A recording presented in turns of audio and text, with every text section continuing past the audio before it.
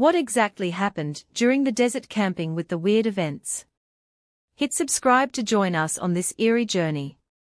I've since stopped talking to friends about it, because they think that I'm an undiagnosed schizophrenic or something, but there's something inside of me that just cannot accept my imagination curating all of that. So am I crazy? And if I'm not well, what the heck were they? I'm a girl living in Northern Europe. I won't go into too much detail as to why this happened, because I don't want people to recognize me from this story. This story, though, takes place in October, when I had a part-time job in this research center. This was in a bigger city, not like in the middle of it, but it was a 30-minute bus ride from where I lived at the time. Keep in mind, too, that the workplace was in an industrial estate, so the only people that really spent time in the area were the workers from these companies. I worked all 3 shifts, morning, evenings and nights, but I did mostly night shifts because none of my co-workers really wanted them, and I'm a bit of a night owl anyway, so that 10 p.m. to 6:00 a.m. shift worked really well for me. Now this happened on one of those night shifts. It was a Thursday night, and I was one of the 3 workers there that night. We didn't work together. We all were in our own sort of departments, doing different kinds of work, all so far from each other in the building. I worked at a chem lab doing water analysis, so it was not any kind of customer service job. We were basically all alone and it got, but usually really quiet and rather peaceful. We had no security guards, but it was pretty much impossible to enter the building without an identification card. All doors were locked and everyone that worked there had these cards. Where you hold it in the sensor on the door and it opens. You also got to use the card when leaving the building as well. These locked doors were not only on the outside, but also on the inside of the building as well. So if anyone somehow managed to get through the first door without the card, they couldn't really get any further into the building to the labs. For example, the door locks again immediately after you get in or out as well. Considering all of that, we never really had to worry about someone uninvited getting in, even in the night time. This particular night I took a bus and headed to work. I greeted my co-workers that were leaving as their shifts had just ended. They met the other night shifters in the women's dressing room, all normal. I was in a good mood, and so were my 2 co-workers. When our shift started, we parted our ways and went to different labs. I was 3 hours into my shift at 1:00 a.m. when I decided that I needed to take a 20-minute break. The 2 co-workers had went to their break earlier than me, so I had to go alone this time. Our break room was this sort of lounge area where there was a couple of long tables, chairs, mini kitchen and a bathroom. I'm not going to lie. This big hall with old flickering ceiling lights was not my favorite place to be alone at 1:00 in the morning, when the whole building is almost empty and it pitch black outside. There were big windows in the lounge, but I couldn't see anything out of them. Just darkness pretty much, but there was always this same eerie vibe at night, so I was used to it. I guess 5 minutes into my break, I decided that I was going to go outside to smoke a cigarette. I put on a jacket, took my stuff with me and opened the door with the card. Now we had this sort of smoking place in the back of the parking lot, about 1-minute walk from the door. If I said I wasn't scared to be alone in an empty parking lot at night, as a young girl, I definitely would be lying. This was the only thing I really did not like about the night shifts, but I really needed that cigarette. Nothing bad had ever happened before, and I live in a generally safe country, so I basically just hope for the best. But there was this really nasty-looking white plastic chair in the smoking place. I sat in it and I lit my cigarette from the smoking place. I could see clearly to the entrance of the building. There were bright lights above the door. Usually I just stared at that door without even noticing it.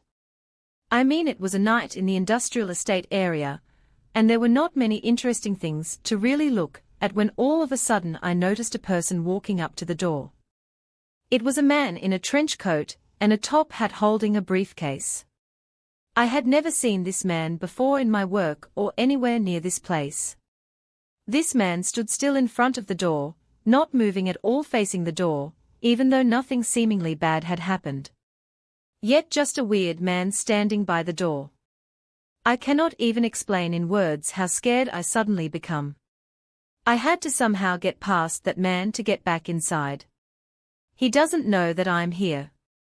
He didn't see me. But what if he does something to me when I'm trying to get inside? Is he trying to get inside? What does he want and who is he? This was the only door where I could enter the building from outside. So really I had no choice but to try and ignore that man on the door and get inside. But what on earth is this weirdly dressed man doing in this area at 1:00 in the morning of all times? There is clearly something that he wanted from us, and I wasn't even sure if I wanted to know what that was. I started walking towards the man in the door, while he was still standing, not knowing that I'm here in the parking lot. The closer that I got, though, the more scared I got. I had to stop and think again. I knew that it was part of my job to confront unwanted people trying to get in and tell them how to contact our customer services. But keep in mind this is one. In the morning, a weird man who appeared out of thin air and an 18-year-old girl alone. I had this gut feeling that I should not go to that door.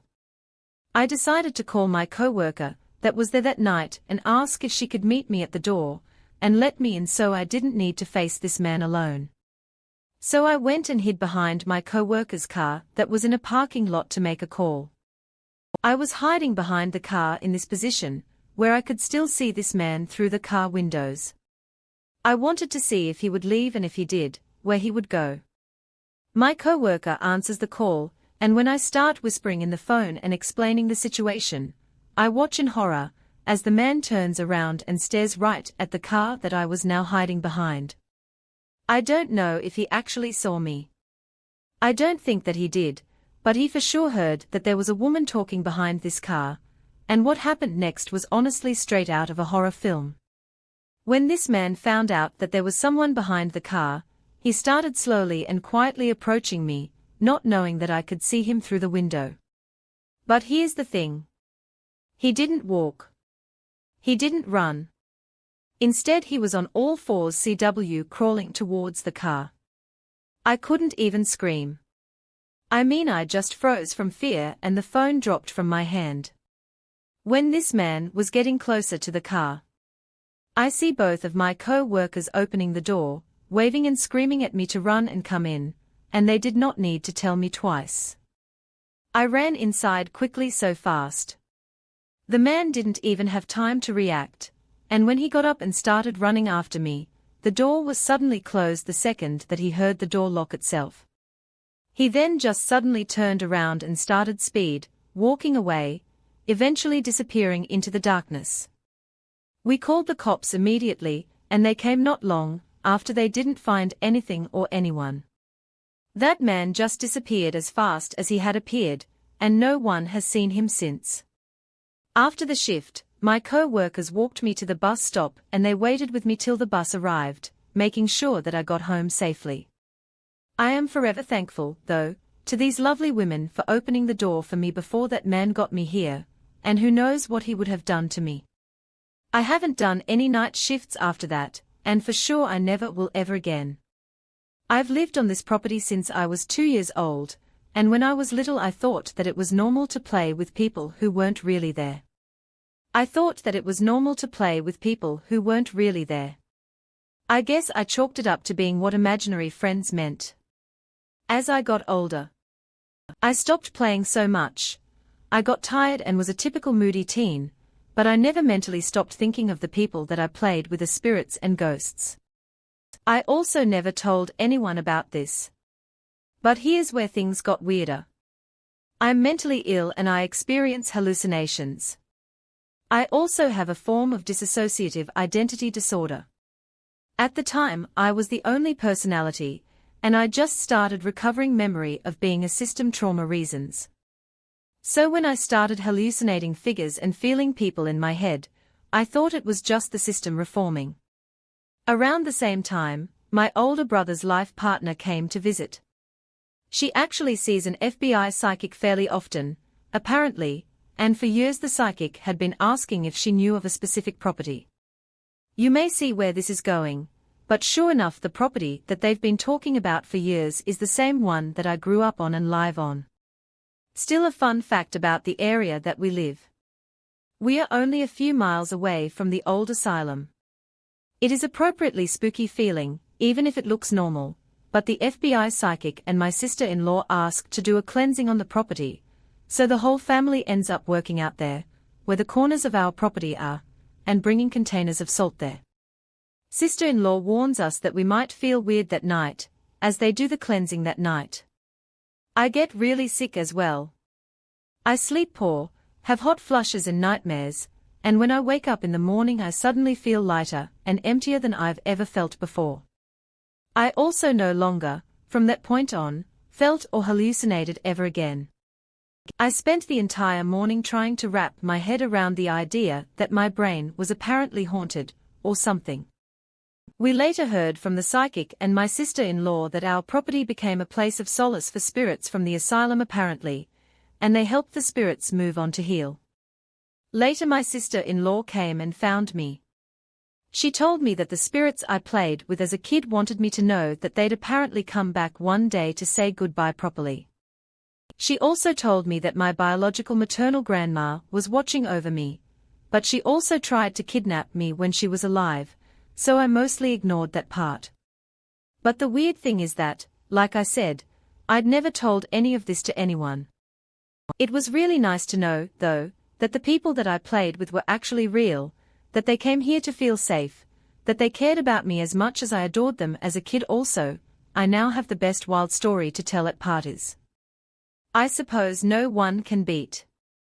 Yeah, my brain was haunted for a bit, so I will start by saying that, even though these experiences have happened to me, I've always been a skeptic.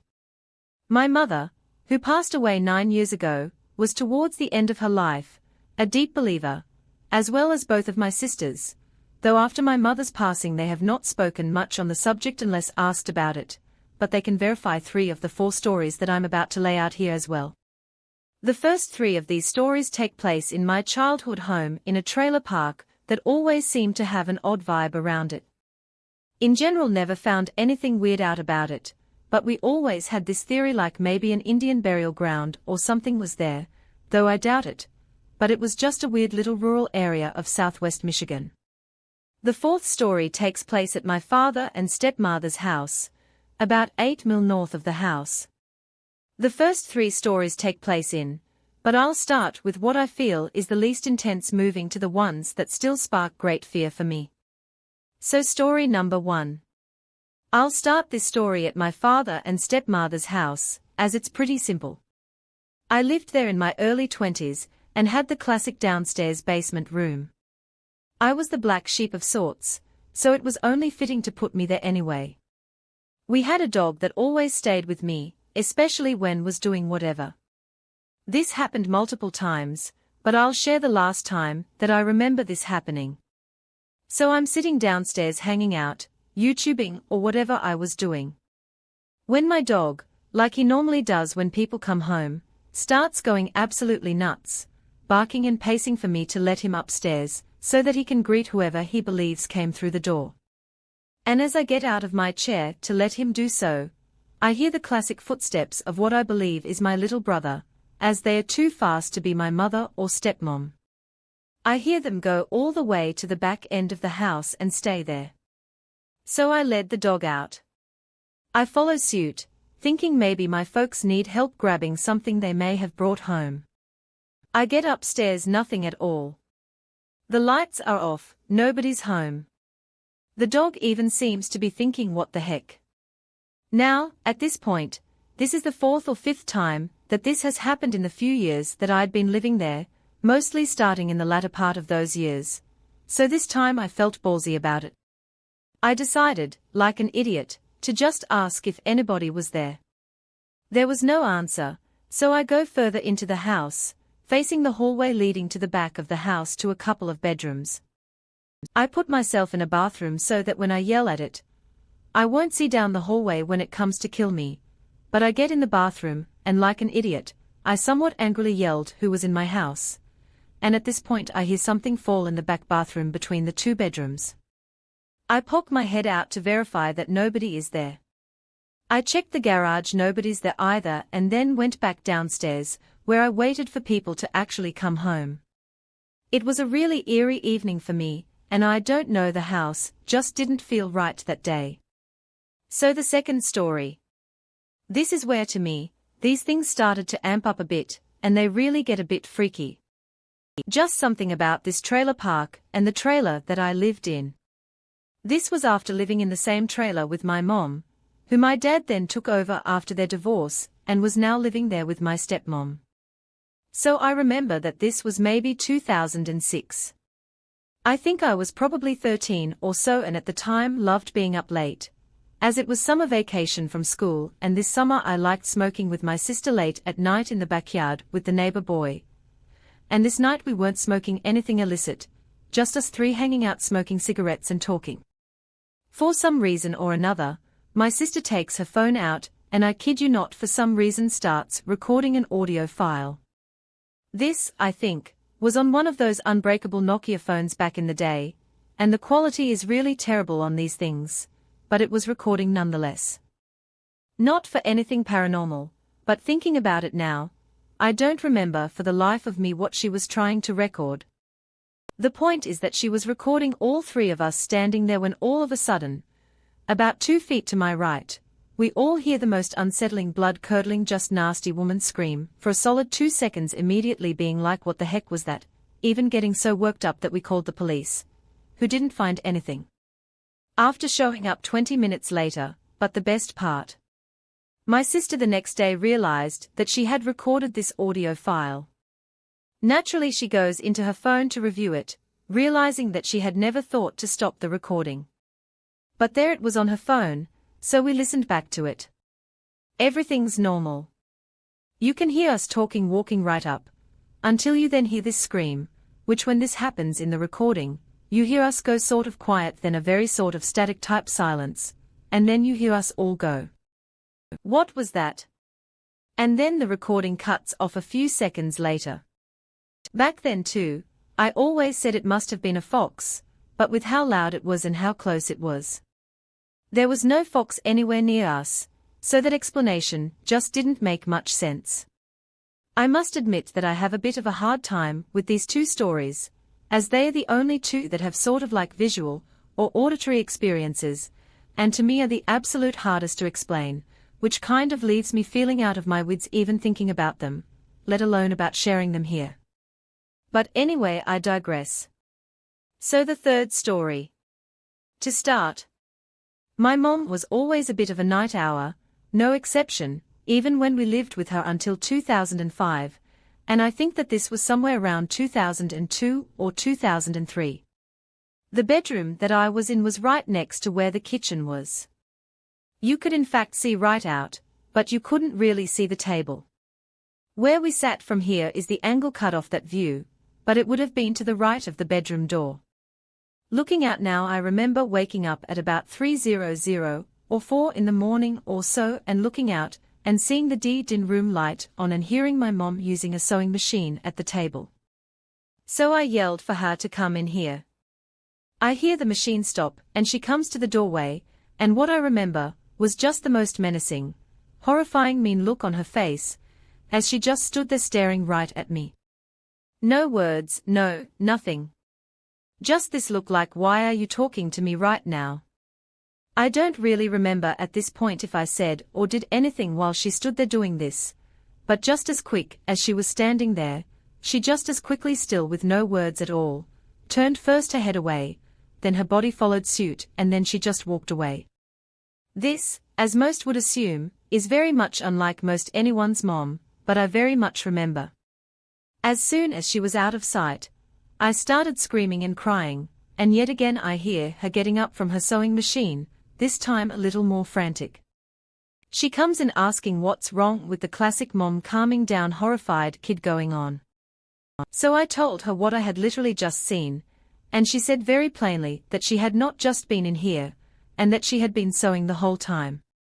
And it is not like my mom to just come in and stare at me down menacingly like that, especially at 3 in the morning, to scare me. So to be honest, I believed her. Now the fourth story is my least favorite of these. I don't even really like thinking about this one, but it's the one that I wanted to bring here most is. I just want to know what other people may think about this. So again, much like the last story, it's 3:00 or 4 in the morning. I'm in the same exact bedroom, bottom bunk sister is on the top bunk. This time everybody is asleep. All the lights in the house are off and it's pretty quiet. When suddenly I hear what I believe is a slightly heavy load in our dryer, or maybe the washer washing a little off balance or something. This sound wakes me all the way up, because it just seems a bit weird. So I roll over to get comfy and I open my eyes a bit. As I'm looking around, I see what is some movement toward the kitchen. Now again you can see from this room out into the kitchen, but not the dining area. What you saw from my perspective is the island in the kitchen where the sink was, and you could see a little far sort of side off of our living room behind that. But I'm just kind of scanning the kitchen, listening to this weird sound that I keep hearing, and that was when I see it. I can't say that it was standing as I saw no legs, but standing or stood behind the island. But extremely tall is this very plain, almost 2D looking man, all white, no features whatsoever, no face, no nothing. As you look down his body, it appeared to be more faint too, but still a definite white figure or person just stood there. To be honest too. At first I'm thinking that there must be headlights hitting the window from a car outside or something. But then I realized that this thing has sort of like a cowboy type hat on, and not only that. It seems like it's taking its hat off and like tipping its hat in my direction, like it's tipping its hated me almost now. At this point I'm genuinely trying to make sure that I'm a 100 awake, and as far as I could tell I was so. I go back to looking, because naturally I just cannot look away now. And it just sort of repeats the same exact movements over and over again, pulls the hat down, puts it back on, pulls it down, then back on all the while. This weird sound is still happening. So I'm trying to justify it in my mind by thinking somehow the neighbor's kid is playing a prank on me and somehow is outside the window that's a bit behind this thing, using some sort of a puppet or something. But then I realize how stupid a thought that this is, and that was the moment that I started screaming. My sister wakes up and asks what's going on. I tell her exactly what I see and I ask her if she sees it too, but oddly no, she doesn't see it at all. This makes me scream even more though, this time waking up my mom, who, as she comes into the kitchen, turns on the light, and as soon as she did that it just disappeared, though I still hear the strange sound. So I ask my mom what the sound is and if the washer is going, and she goes and looks and now the machine is running, and for whatever reason this woman takes one look at me, feels my head to see if I have a fever, which I didn't, and then tells me that I have a fever and that's why I'm seeing stuff like that. So I try and calm myself. She leaves the room and turns the kitchen light off again, and sure enough there is this guy again still tipping that hat over and over eventually. I just convinced myself, I guess, that I was having a fever illusion or something. I managed to roll over and I fell asleep somehow afterward. I still mentioned this story to my sister, and she still very vividly remembers every bit of it, the way that she saw it anyway. Years later too, and after some study on this subject, I have always said that it was the Hat Man, but the thing is that what I've read and heard on the Hat Man is nothing like this. My mother later also recounted this story and later told me that though she didn't see or hear what I did, she only told me that I had a fever and stuff to calm me down, and she knew that it wasn't a fever causing it. So I guess the question is, what did I see that night? So let me start by saying that my brother and I are extremely experienced desert campers, and we have lived near deserts pretty much our whole lives. I have never in my 20 years of life ever for 1 second believed in anything paranormal or anything to do with evil spirits, unlike my brother, who has always sensed presences and been able to see mostly what we call jinn, also known as demons. That is until last night, which is safe to say marks the last time that we will be camping alone in the desert. We always have the same place that we like to go when we want to camp with minimum effort, and our day started as normal. But as we got closer and closer to our destination, I saw my brother's mood completely shift, and when I asked what was wrong, he just sort of shrugged me off and told me to just keep driving. But when we arrived I felt completely fine, but my brother was still unusually quiet. It was around 1:00 p.m. at that point, and we were planning on leaving at around 12 or 1:00 a.m. because of the heat. We made the terrible decision, though, to set up under a few trees and a source of water, which, in Middle Eastern culture, is where the jinns live at night. Not that I believed that at the time. Of course. However, we still set up our camp, and we continued on as normal now. My brother always says that when he feels a presence or several, in this case, he gets extremely unlucky. First he almost dropped a box of coals on his foot, then he spilled an entire bottle of Coke on his phone, then he dropped it into the sand, then proceeded to smash his elbow on the edge of a chair that he was sitting on, which is now very swollen. And last but certainly not least, when he was looking through one of our boxes, he felt something cold and sharp press against his arm, and he realized that it was a Nguyen sheath knife, which he packed with its case the previous night before, and he later said that it felt like something pushed his hand into it right where his veins are. All of these events consecutively, within a matter of a few hours, was certainly making us both uneasy, and I, for the life of me, couldn't figure out why he was suddenly so unlucky. But as I was starting to question his clumsiness, a random couple appeared out of nowhere, informing us that they were stuck in the sand and needed some help. We drive a Land Cruiser and they had a Nissan Altima, so we didn't expect to encounter as many issues as we did, but we first dug them out without any issues, but as we pushed them out of the sand, they got stuck again. If you know anything about dune bashing or desert camping, then you understand the physics behind how wheels get stuck in the sand, and the way that this Nissan was stuck was incredibly unusual. It was literally stuck somewhere with plenty of space available for grip, and later on my brother said that as we were digging them out of the sand, that's when he really started feeling like an evil presence around us, but didn't want to say anything as not to ruin the trip and freak me out all these people. So we ended up having to tow them out of the sand, which again was far harder than it had to be. First our tow strap broke off from the bumper. The tow strap cost $200 and was fine, but their bumper was slightly damaged. Then we almost got stuck ourselves and a 20-minute job took more like 90, which again was extremely unusual, and, with hindsight, just the beginning of everything that was to come. So when we got back to our camp, we noticed how everything around us had suddenly got really unusually quiet. The area that we were in has hundreds of birds around, and as far as we have seen, 3 cats who sometimes pay us a visit, but there wasn't a single noise at all other than our fire, that is, which was dying out really quickly. It had gotten pretty dark quickly, so we had scrambled to build a fire to cook our dinner before we were asked to help the couple, and I noticed the silence, but it didn't bother me. However, my brother suddenly grabbed my hand as we were sitting down to eat and said, with clear fear in his voice, that we should go as quickly as possible, and that he didn't feel safe, to ease both of our minds.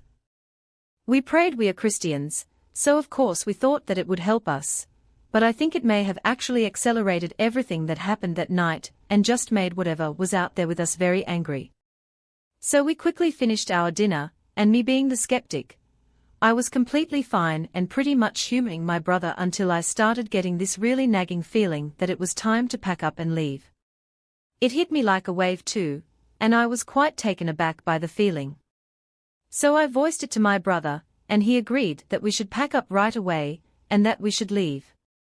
So we started packing up at a normal pace, like we were just tired and wanted to leave. And that's when we heard a sound very close to us on the opposite side of the pond, which wasn't that big, that I could only describe as the sound of I don't know, like death itself, and it seemed to go on for several minutes. And when I say that we looked at each other in absolute fear, I genuinely mean that I was about to have a heart attack. I think right there. And then at that point, after being frozen for a few minutes, and quite reasonably so, after hearing that bellowing screech so close to us, we turned on the car, drove it back so that we could see better with the headlamps, and just started throwing everything into the car without much care, but with a whole lot of urgency. And it was like after the screaming that's when everything hit the fan. First it was the sound of twigs snapping and footsteps all around us. Then it was the shadows behind the trees, and I tried everything to try and get those shadows to change shape, walking around the trees and moving the lights, but nothing. It looked like they were people just staring at us the whole time, and you could sort of feel it too. We really felt like we weren't alone, and that whatever was out there wasn't friendly. We also noticed all 3 cats were huddled right behind our car, away from the tree, so they were not the ones snapping the twigs, but literally did not care if they were not going to move, as I was still getting out of there.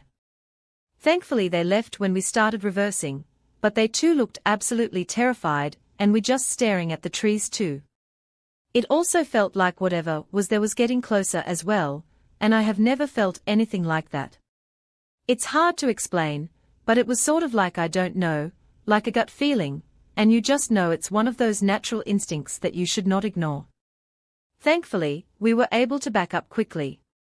Our tent was very close to the trees, though, so that was nerve-wracking, and whilst we were packing it was still very eerily silent.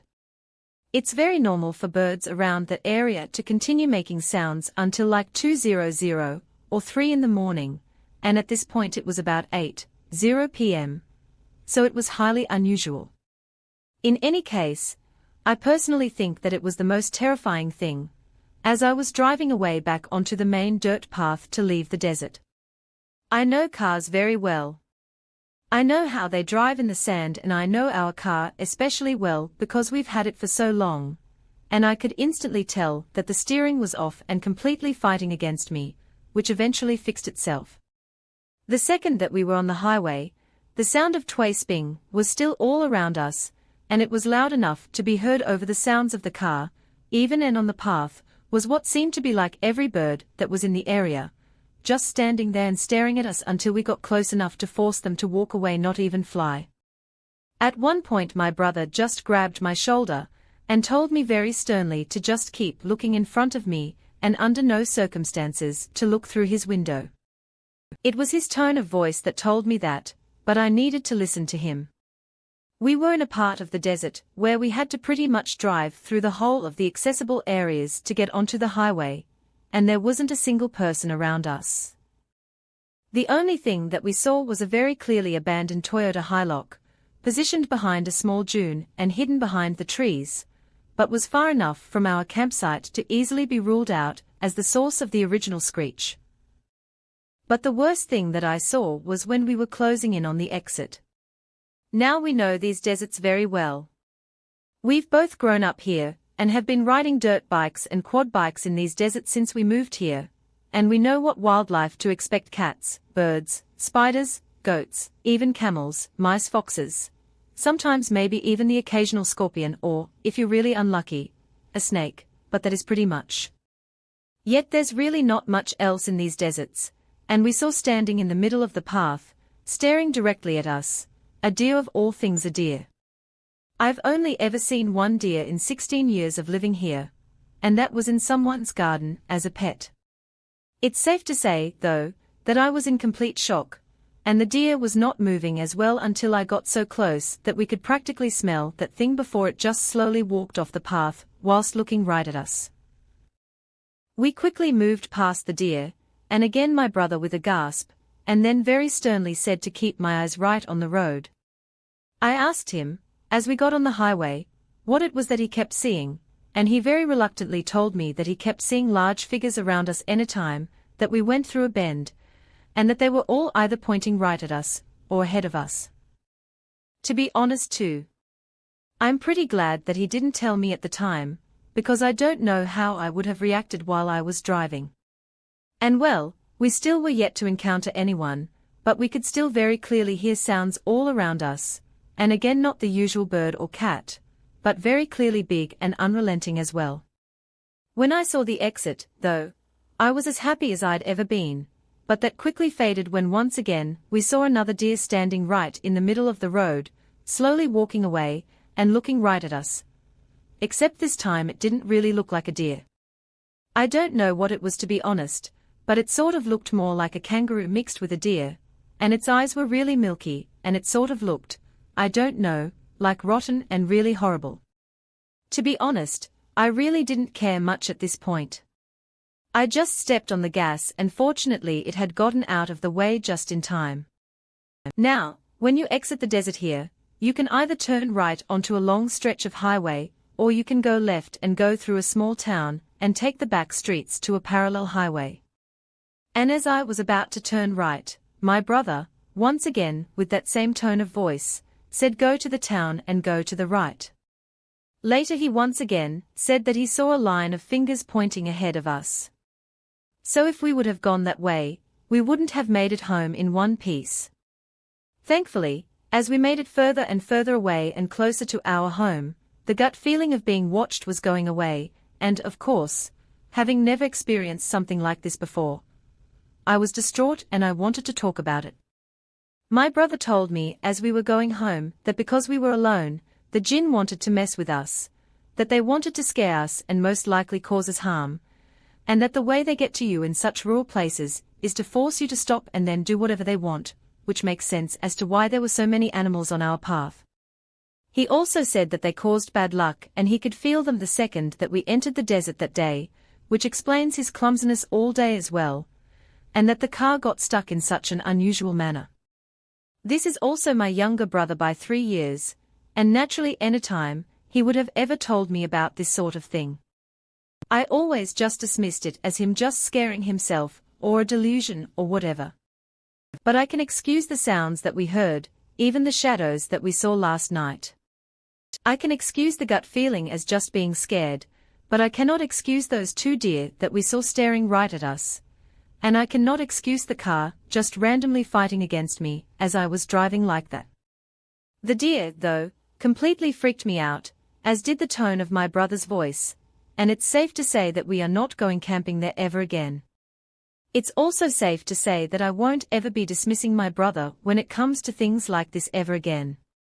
I'm really thankful that we made it home safely that day. So allow me to briefly explain the main characters of the story, so as not to confuse you. The story involves me and my dad, and 2 interactions involving attempted abuse by my dad's older sister's stepson. One story takes place at his aunt's home, and the second one, and worse of the 2 stories, takes place at my dad's younger sister's home, during a family gathering. So my dad's older sister will be Aunt A. My dad's younger sister will be Aunt B. Aunt A's stepson is a 24-year-old step-cousin. At the time of encounter number 1, I was in kindergarten. At the time of encounter number 2, I was in 1st grade, so to be clear, although I was very young when these 2 encounters happened, I still have very vivid memories of them both. However, that being said, I do have a better recollection of the second encounter as a 1st grader, better than the first. Now, at the time of the first encounter, I had only ever met this older step-cousin once, maybe twice prior. I don't remember specifically why my dad and I had been my aunt's house, and I also don't remember exactly how the situation came about, but if I am remembering it correctly, I believe my dad had gone to the restroom, and I went off wandering around a large home looking for him. This went unnoticed by the rest of the adults in the house, because they were drinking something that my dad was never into. And all I remember next is that the older step-cousin had been tickling me and wouldn't stop now when I say I was being tickled. That's all that I really recall. Perhaps it was more than that, and my limited understanding of such had me remember that it was tickling, or perhaps it was just that tickling. Either way, I really don't think any of us would disagree that an adult man should be alone with a little girl tickling her and touching her like that. But I remember suddenly my dad came flying in the room. I remember my dad said very loudly to the step-cousin, "What are you doing?" My step-cousin jolted and then something along the line of, "Uncle. So and so, you're overreacting." I was just my dad cut him off and stated very coldly, I'm not your uncle. I don't know you, get up and put your coat and shoes on because we are leaving by this time. His dad or step-uncle, Aunt A and other relatives had begun gathering around the door where my dad had been standing. I can't really remember if I was alone in a room with him, like a bedroom or what, but I was on some sort of surface higher up that he was tickling me on. Looking back now, I can clearly see the look of my dad's face, while all of his family was trying to convince him to calm down and stay. It's obvious to me that he was doing everything in his power not to blow up and traumatize me. He just kept looking at them, with his lips pressed and shaking his head, saying I don't want to hear it. I briefly remember my dad asking me questions about the step-cousin and the car on the way home. I also remember him explaining to me that I should not be alone with any adult, especially a male adult, no matter if they're family or not, but also making sure that I knew that I didn't do anything wrong, nor was what just happened in any way my fault. My dad did not talk to his family for a year or so. After that give or take. I was too young to know or understand why, just that they had a falling out. So now to the next encounter. My dad had slowly started to speak with family again. It was summer and Aunt B's oldest child had just graduated from high school. Thus my dad and I had been invited to the graduation party. Initially my dad was not going to go when he found out that my step-cousin would be there, but his dad had called my dad and had an hour or two for conversations on the phone about my dad being mistaken by his interpretation of what had happened. I don't think that my dad believed him, but surely he felt that we would be at a big family event, and this step-cousin would have to be literally out of his damn mind to try something in the same house as my dad for a second time, but for the first 2 or 3 hours at the graduation party, my dad kept me glued to his hip. There was a group of about maybe 13 other kids of varying ages, all running through Aunt B's house backyard, front yard and basement, and I remember staring longingly at them. My dad noticed, and so did a couple of other family members. I don't really remember who, though, but I do remember my step-uncle and then my dad's older brother, kind of busting him up about being overprotective, and not letting me play with the other kids and all that my dad tried to stick up for himself. When one of them turned to look at me and said, "Baby girl, do you want to go and play with the other kids?" Of course I said yes and then looked at my dad for approval. Now that I'm older and that I'm a parent myself, I understand the kind of face that my dad was making. He had a look of contemplation. He surely felt uneasy and wanted to protect me and keep me by his side, but I could also see the dilemma that he was having in my mind. Now that I voice my desire to do so, some lady in Ter Jackson says something along the lines of, "Oh my gosh, you're not going to be able to keep her locked up forever. You know. Let the girl play, look how many of us are here. What's going to happen?" So finally, I was given the okay by my dad, who showed me where he would be and how much time I had to play freely. For the first 20 minutes or so, we were all running in a group all through the different doors of the house. I think this made my dad feel better, because he could see me every few minutes too. Finally, though, some of the older kids suggested that we go down to the basement to see what Aunt B had done too. It was unfinished the last time that I had seen it beforehand, and apparently it now had carpet. The walls are painted. There was a game room and then a living room that shaped into a sort of private wing to the right-hand side of the other end of the stairs, where the bedroom was. There was no wall or door separating the bedroom from the living room section. However, it still provided some privacy. Once we saw the new setup, we all began going back upstairs, me being the last in the line. As we were walking up the stairs, though, I see my 24-year-old step-cousin, who was now walking down the stairs. He grabbed me by my shoulder and said, "Oh hey, I hope you're not leaving. I was just coming down to show you something really cool that AB put down here." His voice had a high and exciting pitch.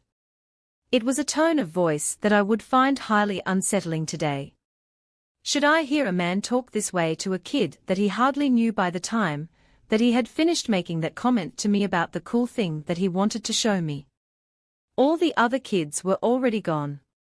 I remember looking up towards the top of the stairs and then back at him, and he grabbed me by my hand to lead me down.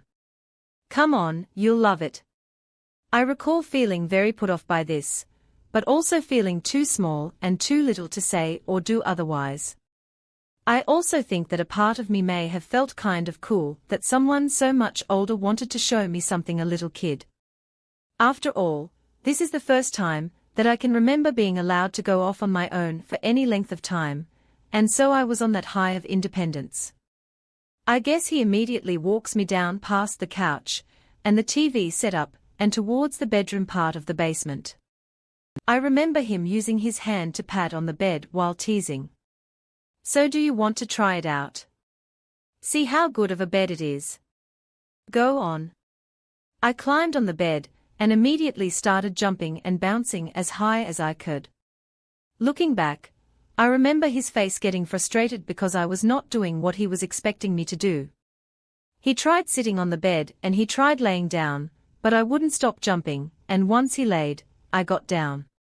He kept picking me up, though with his hands under my armpits and placing me back on the bed, and saying that he wanted to lay with me and take a nap, which I responded by saying that no, I don't take naps with boys. He then starts asking me questions about my dad. "Do you ever sleep in bed with your daddy only? If I ever had a bad dream?" I replied, "What kind of things do you and your dad do? Or where do you guys lay together? Because I know how close you and him are." "Oh yes, I love daddy and I like to lay on the couch together and watch movies." This statement from me clearly went off like a light bulb in his head, because that's when he leads me from the bed back towards the couch in the living room section. He then lays down on his side, prompting me to lay down with him and pull me closer to him. He would lay me down on my side in front of him, and tried to unbuckle my jeans when I would jump up. He had at some point unfastened his own jeans and zipped a zipper. I was too young to understand what was going on, but I knew something was wrong, and I remember saying something about my daddy not being happy about this to him. He was in the middle of trying to tell me that he had asked my dad if he could do this with me, and my dad said that it was okay. When suddenly I hear my dad yelling and stomping down the stairs, and man, was he absolutely furious. "None of you know where she is," he was saying. "Last time any of you kids saw her was in the basement with that guy." I jumped off the couch one more time, as my dad was making an appearance in the stairway.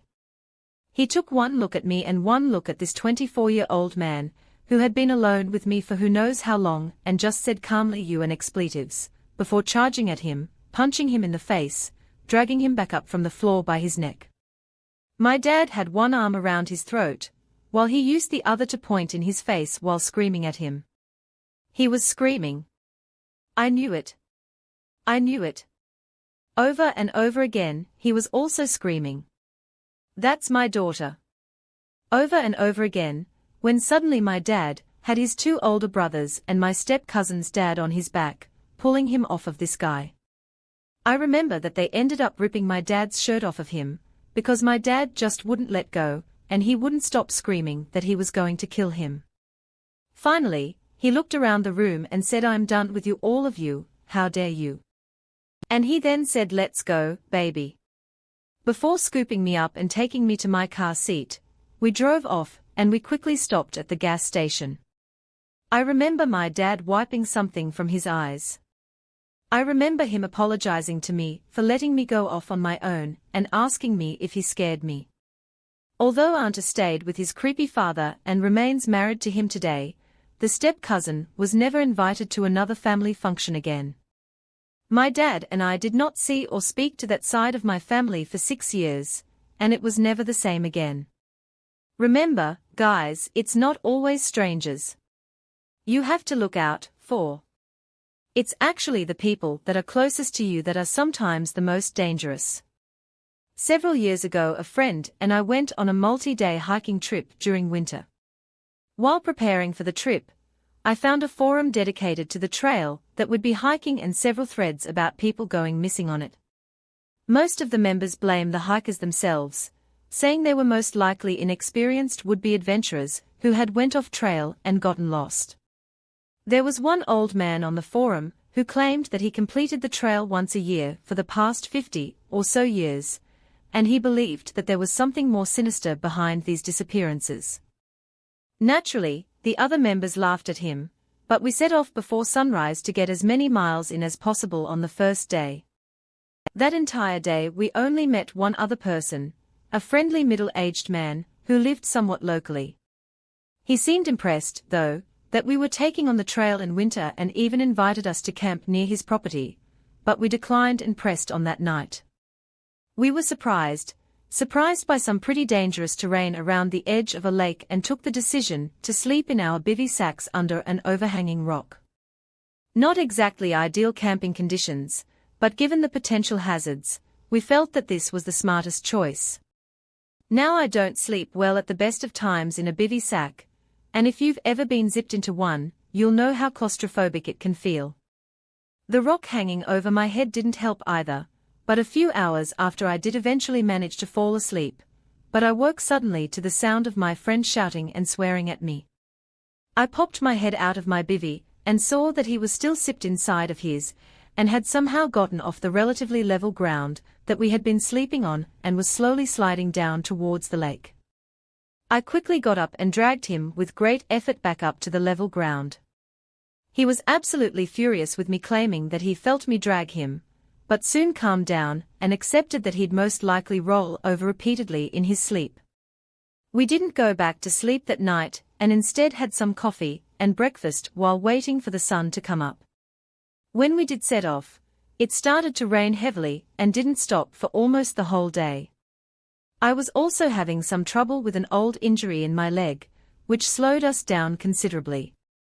The sun seemed to disappear rather suddenly near the top of a deceptively steep hill as well, so we set up camp there, and then this time in a tent. After the rough couple of days, we were grateful to be inside of a tent, and the ground underneath us was actually not too bad as well. We talked and joked about the trip so far, and for some reason, I remember my friend expressing his disappointment that he'd forgotten to pack his iPad, and then we tried to sleep. Soon after, though, I began to hear what sounded like human footsteps. I thought to myself, surely there isn't anybody else out here climbing this hill at night. The sound continued, and the more intently I listened, the more I became certain of what I was hearing. I poked my head out of the tent, and the sound suddenly stopped. I got out to pee and I looked around, but there wasn't a soul in sight. Shortly after getting back into my sleeping bag, the footsteps ST'd again, but this time they started circling our tent. By this point I must admit that I was pretty frightened, and I asked my friend, "Are you hearing this?" And he responded yes. I am knowing that he'd been hearing them the entire time, and sounded as freaked out as I did. It genuinely terrified me. Don't forget to subscribe for more scary adventures.